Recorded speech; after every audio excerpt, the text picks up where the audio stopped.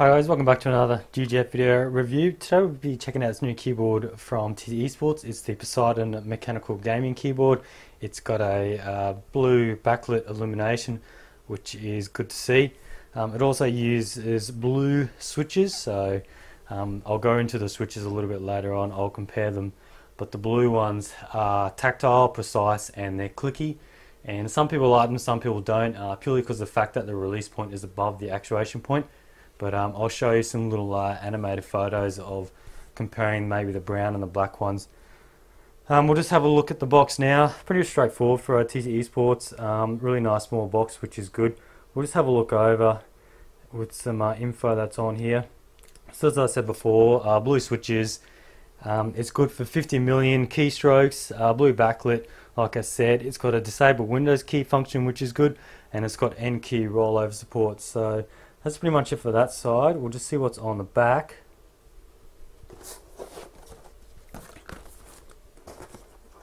Alrighty, on the back, we'll just zoom in a little bit. So starting up on the left, we have multimedia controls, so you don't have to leave the game or whatever you're in. Pretty standard on most keyboards these days. It's good that it's got 4 levels of brightness. That's really good. We'll go into that. There's your disable Windows key, like I said before. See what's down below, and this is pretty much everything that was just stated on the front. Everything there. Alright, so that's pretty much it for the box. I won't spend too much time going on over the box. Everyone just likes to see sort of what's in it and what the keyboard is like itself. So we'll jump in now and see what the keyboard looks like. So I'll just open it up now. Just open that up there. Around. So it comes in this protected foam or bubble wrap, which is good. So that's the keyboard itself. We'll just put that to one side. So standard with TT Esports, your warranty manual, all that stuff there. And then we have just a nice little sort of quick start installation guide and all that. Pretty basic. Most people won't need something like that. Okay, nothing else in the box. You don't get a PS2 adapter or anything, so not that many people need it, but some gaming keyboards do. Some people prefer to use PS2. Alright, so that's the keyboard there. We'll just see how long this lead is. I don't think they actually mentioned how long the lead is. So I'll probably say that's 2 meters for the lead there. It's not very thick at all. I guess that's a good thing, as long as it works fine. If the cable's nice and thin, it won't get in the way, things like that. Let's zoom in a bit and we'll see what it looks like close up. Alright, so that's the finish there. Nice nice finish, nice laser etched keys in there. I'll probably fire it up and we can actually see how good the blue looks. I'll also probably fire up a game and I'll just compare this to I think I got a black or a brown switch keyboard, and we can see how this actually sounds compared to them, and you can get a good idea of the noise and all that. So I'll actually plug it in, get the USB power on, and I'll cover the keyboard a bit better. So I've got it hooked up. I got it next to the Mecha G1 from TT Esports as well. You can see the bit of a size difference there. Although the Mecha G1 does have this massive thick cable on, so having the smaller cable is going to be nice. We'll just have a look on the back. I didn't actually cover that before. So it does have the routing sort of channel there for either side if you want. It's got 2 feet, nice strong feet, not those little flimsy one that you get on keyboards. It doesn't have a rest or a rest capability. That's not a huge thing. I guess you either want a rest or you don't. And that's pretty much it for that side. Nice rubber on it. So we'll see if we can get a shot of the how it actually looks lit up. It's actually really nice. The blue looks really good. No sort of bleeding. It actually it's only the keys that are lit up, but you get a faint bit of blue in the background, which is really nice as well. That looks good. So I'll actually pull some of the keys off. I'll just zoom in. And the Mecha G1 also, it's not illuminated, so if I get this key cat remover,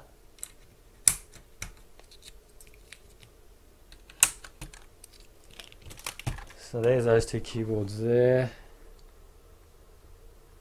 So you can see there's definitely blue there and definitely the black one there. So I'm going to move the mic just a little bit in front. So there's the mic. I'll just move it here and I'll just press the probably just keep it in the middle and just press the space bar, or probably not space bar. I'll just hit shift on each keyboard. So this is on the black. You can see very, very silent. The feel is sort of just one movement straight down, kind of like your standard membrane keyboards. I'll press the shift on the Poseidon. You can see completely different. You can feel the tactile feel. It just gives you that sort of feedback. I actually prefer the blue keys just because of the feedback you get when pressing them, whereas the blacks and the browns sort of are just straight down like the membrane ones. So you can clearly tell the difference there. I'll actually do some typing in a bit when I fire up a game, and you can actually see it, but I really do like the blue keyboards. Although they are noisy, they're not really recommended in office environments, but from TT Esports, you're probably not going to buy this to use at work. In an office, it's probably dedicated just for gaming and that. So, alright, pretty much now, all I'll do is fire up a game, and we can see how this looks. Alright, so I fired up Battlefield 4. Before I start testing some gameplay and how the keyboard sounds, I'll just shine in on the keyboard now while the lights are down a bit. It actually looks really, really good. The camera doesn't really do it justice, but as you can see, those two little controls there, I really like it how the left one is with FN, the left one is brightness down, and then the F12 is brightness up, as you can see there. I really like it how it's up and down, whereas some keyboards, if it's just one light, you just keep on going in a loop and you're not quite sure where you're at, whereas this one you just keep on hitting that to go to the max and you hit the other one to go down, and it actually looks really, really nice. I'll just go out and we can see the different levels of brightness as well.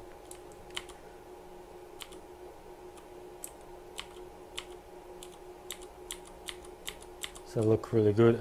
So I'll just put it on max, and there's also something else I noticed as where you have your number keys, where they're duplicated as like your plus and equals, the main function of the key is slightly brighter than the secondary function. So you can see the plus symbol on there is really bright, except the equal sign is sort of about half as bright. It's like more dull, and I actually think that looks really, really good. So it gives you sort of a two-tone, and you can see with the brackets as well there, which I think looks really good as well. So pretty much just fire up. Well, it's already fired up. I'll pretty much just go along. It's just started this game. I might move the mic forward a little bit so you can see how it sounds. I'm just wondering where I can clip it. I might just clip it on the mouse pad and see how that. So you can probably tell it is fairly. It is a bit noisier, but I really do like the feel of cherry blue keys. I might just move it a bit over here.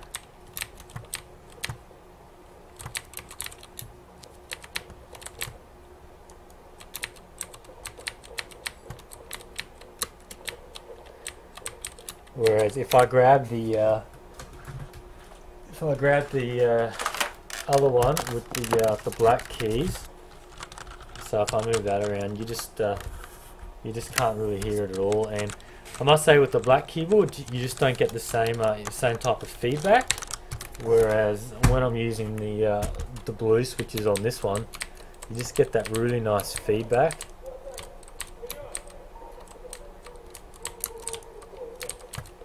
I'm actually not really sure where to go.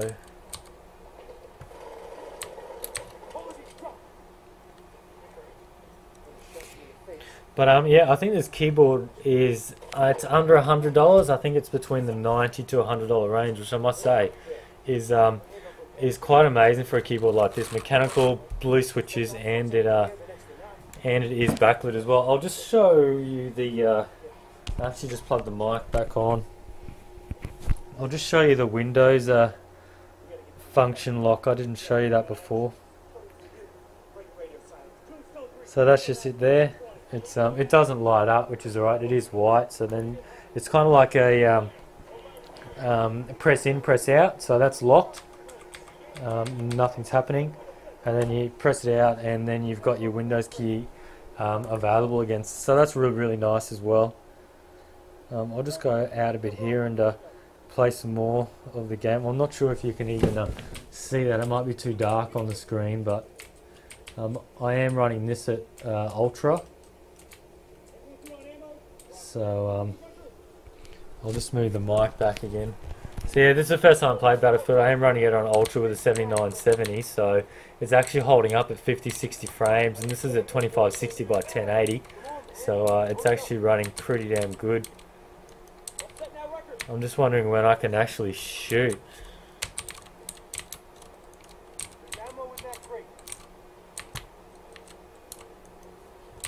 Actually, ammo, there you go, if I listen. Alright, I'll just click some things, done.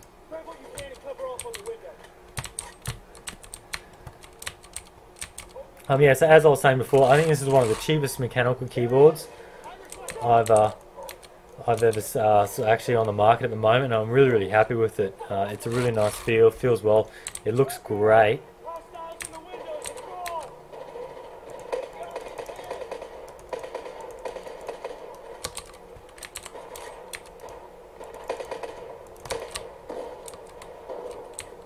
You can't actually cook your grenades, which isn't...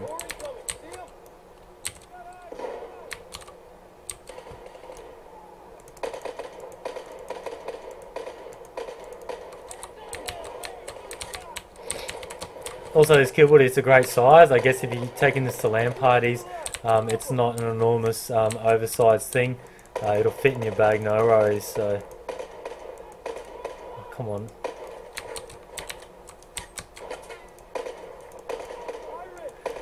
But yeah, that's pretty much it for this review. Just wanted to cover over that, show you what it was like in the game, show you the keys. And yeah, I'm going to have this on display at the next UGF on the 23rd of November. This will be on the Extreme system on display, so come along, check out the keyboard. But I must say, this is probably one of the best keyboards under $100 I have used. So thanks for watching, thanks to Thermaltake and TT Esports for sending this, and stay tuned for next time.